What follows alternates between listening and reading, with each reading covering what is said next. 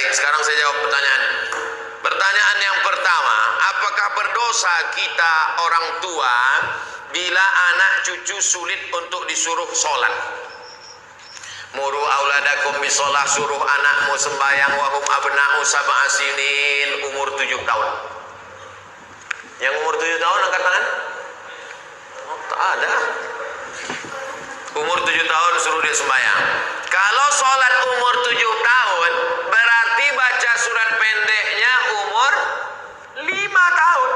Makanya ibu sambil memasak pagi, sambil memeras santan, sambil menggoreng nasi, Bismillahirrahmanirrahim, Alhamdulillahi Rabbil Alamin, Ar-Rahmanirrahim, Maliki Yaumiddin. Anak itu mendengar, hafal dia tanpa melihat Al-Quran. Dia tak bisa baca, tapi dia bisa hafal. Maka nanti umur 7 dia akan sholat. Umur 7, wadribuhum fil asrah. Umur 10 pukul. Pukul dia. Tapi pukulnya tangan tak boleh terlalu tinggi. Jangan sampai patah. Jangan sampai maaf kena alat vital. Jangan sampai lebam. Jangan sampai tali telinga, lepas telinga itu sebelah. Abang, kata bininya. Kemana telinga abang? Itu ditarik omak aku dulu tak sembahyang. Nah, oleh sebab itu maka ini penting. Wadribuhum fil asrah. Masukkan dia ke pondok pesantren, SD IT, SMP IT, SMA IT. Yang tahan berpisah dengan anak, masukkan ke pesantren boarding school. Yang tak tahan berpisah, masukkan full day. Di Medan banyak, masuk pagi, jemput sore. Tidak ada yang bisa mengontrol, mengawal anak-anak kita ini selain benteng terakhir pendidikan anak-anak kita adalah sekolah agama. Sudah disekolahkan agama, sudah dikasih makan halal, sudah dikasih tunjuk ajar, sudah dinasehati, tak juga kita sudah tidak kurang usaha. Wala taziru waziratu wizra ukhra. Kita tidak memikul dosa orang lain. Bapak tak memikul dosa anak, ibu tak memikul dosa cucu, dosa tanggung masing-masing. Tapi kalau tak dididik dengan baik, tak sholat mereka, tak puasa mereka, pacaran mereka, LGBT mereka, maka ibu dan bapak berdosa karena menyia-nyiakan amanah. Alhamdulillah, masjid penuh, anak-anak datang. Alhamdulillah, tuh anak-anak banyak datang. Jangan takut ibu, jangan takut berdosa karena sudah dibawa anak-anak ke masjid. Mana yang lebih kita dulukan? Kewajiban kita sama Allah atau sama suami? Kasihlah contoh. Kalau pertanyaannya umum, gimana saya mau jawab? Allahu Akbar, Allahu Akbar. Kata azan. Datang lakinya. Kau buatkan aku dulu kopi. Mana yang lebih didulukan? Ibu sholat atau membuatkan dia kopi? Ini tak akan terjadi. Kenapa? Karena bapak itu pasti ke masjid sebelum azan. Mana mungkin dia minum kopi orang azan?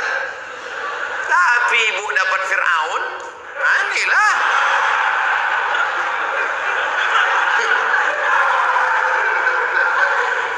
Taatlah kepada suami. Innama huwa jannatuki wa naruki. Suamimu itu bisa jadi surgamu. Suamimu itu bisa jadi nerakamu. Kan itu yang selalu dihafal hadis oleh suami kan? Surga kau, sini. Suami yang bagaimana bang? Ibu mesti cerdas sikit. Kasih tahu dia suami yang ke masjid bang, yuk ke masjid. Tapi ibu juga tak bisa menasihati bapak itu. Jangan mentang-mentang ibu udah pengajian pulang dari sini bang. Assalamualaikum. Nah, mudah-mudahan bapak yang belum ke masjid, amin. Tapi kalau ditengok ini bapak ini sama ibu ini orang-orang masjid semua, insyaallah kita doakan mudah-mudahan dapat hidayah. La ta'ata li makhluqin, itu kaedahnya. La ta'ata li makhluqin fi ma'siyatil khaliq. Tidak ada ketaatan kepada manusia kalau menyebabkan durhaka kepada Allah. Ibu disuruhnya misalnya buka jilbab. Aku tak suka lah nengok kau jilbab, macam nenek ku tengok. Coba kau buka jilbab itu, kau cat warna kau, rambut kau 3 warna, merah, kuning, kelabu. Ibu tak mesti patuh, karena perbuatan itu melanggar syariat Islam.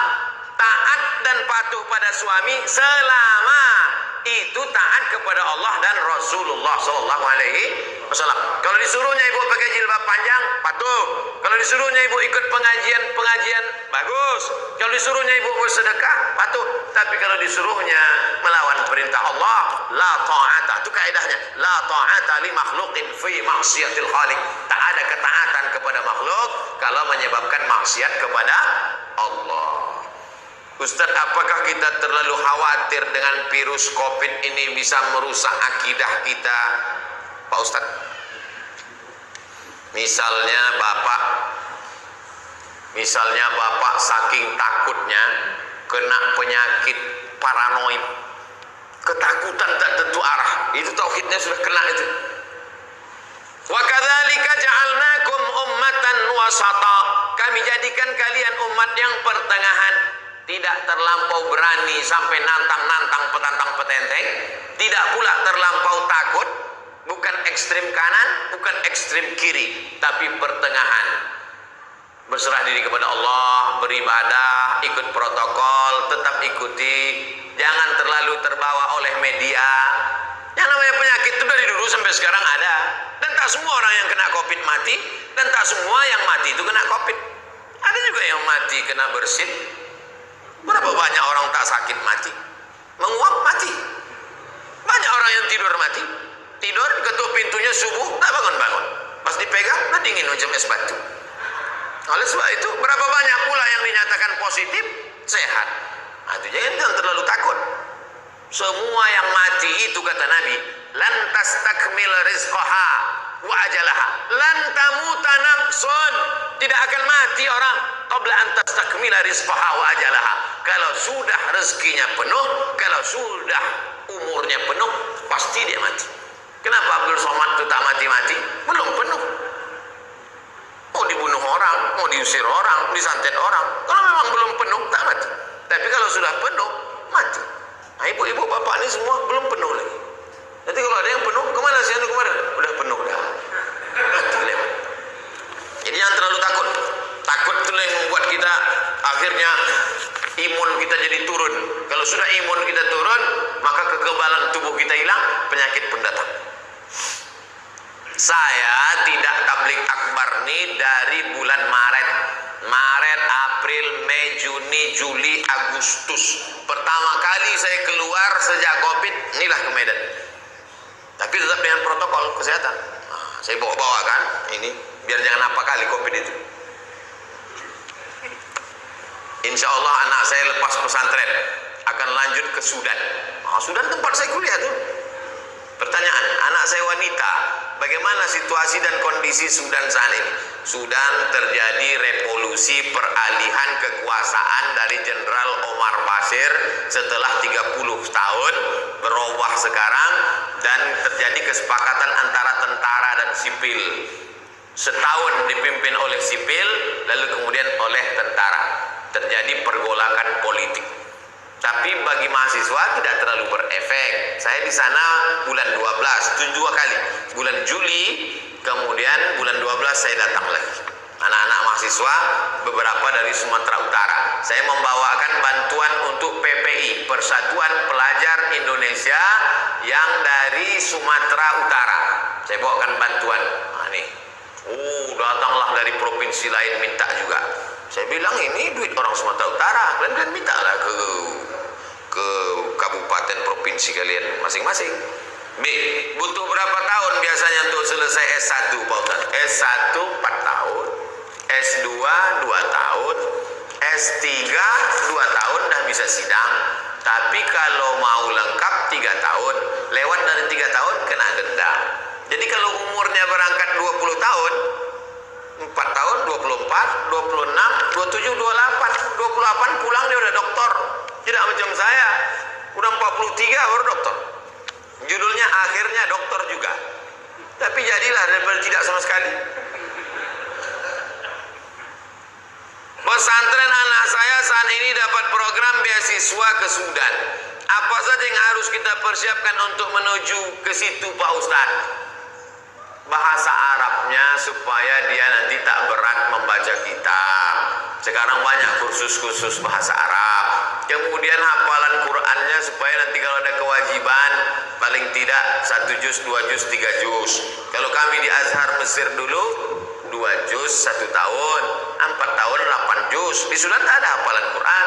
Oleh sebab itu maka jangan terlalu takut, jangan terlalu khawatir. Banyak anak-anak Sumatera Utara di sana, mereka punya persatuan pelajar mahasiswa dari Sumatera Utara. Inilah pertanyaan saya lebih kurang. Terima kasih Pak Ustadz. Saya dulu tahun 1993 habis sholat subuh datang saya ke rumah Ustadz Syekh Jalaluddin Abdul Muthalib, Imam Masjid Raya Medan. Imam Masjid Raya Medan itu namanya Syekh Jalaluddin Abdul Muthalib, wakil rektor Universitas Al-Wasliyah. Habis subuh datang saya ke rumahnya di Simpang Limun. Assalamualaikum Ustaz. Waalaikumsalam. Aku mau sekolah ke Arab Ustaz. Waktu itu saya tak tahu Mesir, Sudan, Maroko tak tahu. Yang tahu saya Arab aja. Aku mau ke Arab Ustaz. Senyumlah Ustaz Syekh Jalaluddin. Kau kelas berapa sekarang? Kelas 3 Ustaz. Kau selesaikan dulu aliyah berkokus. Jadi yang mau berangkat itu saya. Makanya banyak kalau jamaah nanya ke saya, Ustaz bisa anak saya kuliah ke Arab? Saya tanya, yang mau nih bapak apa anaknya? Anak saya, kalau saya yang mau. Orang tua saya membebaskan saya, terserah kau. Nah, tapi saya mau waktu itu. Lalu kemudian setelah taman aliyah datanglah saya. Ustaz, aku udah taman aliyah, ini ijazahnya. Kata Ustaz Jalaluddin Abdul Muthalib, kau bawa ijazah ini ke Jakarta, kau terjemahkan bahasa Arab, kau legalisir ke Departemen Agama, legalisir ke Departemen Luar Negeri, legalisir. Mendengar departemen itu pucat lah. Akhirnya takut saya, tak berani balik saya ke Riau. Kuliah saya di IN. Tapi Allah kasih jalan. Datang pengumuman. Waktu itu belum ada lagi www.google.com. Informasinya masih pakai pos. Jam 12 siang pulang saya kuliah di IN. Datanglah surat pakai pos, dikirim kawan saya dulu satu pesantren di Darul Arafah Medan, Lowbekri, Deli Serdang. Abdul Halim namanya yang mengirim. Ikuti tes ke Mesir besok pagi. Suratnya sampai jam 12 siang. Langsunglah saya berangkat naik SDH, Spiro Dolo Oli. Mendaftar ke IAIN. Sampai di IAIN besok pagi, daftar situ. Nama orang yang menerima pendaftaran itu namanya Ustadz. Alah, lupa pula namanya. Ditanyanya, ada keluarga kau di Medan? Ada Pak. Kalau tak ada, di rumah. Karena ditengoknya dari Riau. Ikut tes saya. Yang mengetes itu orang Mesir. Besar sorban, hampir sebesar ban Vespa lagi. Mas Muka, kata dia, what is your name?